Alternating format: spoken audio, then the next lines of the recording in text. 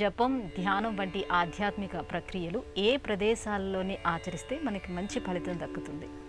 జపం, ధ్యానం వీటిని ఎక్కడ చేస్తే ప్రయోజనం అనుకుంటే, శాస్త్రాన్ని అనుసరించి ఇల్లు సరైనటువంటి తగినటువంటి చోటు, ఇంటిలో ఎక్కడ దేవతారాధన చేస్తామో అక్కడ ఈ జపం చేస్తే క్షేమం కలుగుతుంది. కానీ వేదం ఇందుకు భిన్నంగా బోధిస్తుంది. వేద మార్గాన్ని అనుసరిస్తే ఇంటికి దూరంగా, నది ఒడ్డున, క్షేత్రాలలో, తీర్థాలలో, సరోవరాల దగ్గర, చెట్ల క్రింద, ఏకాంత స్థలంలో, దివ్య స్థలాలలో జపం చేస్తే అధిక ప్రయోజనం చేకూరుతుంది అని వేదం బోధిస్తుంది.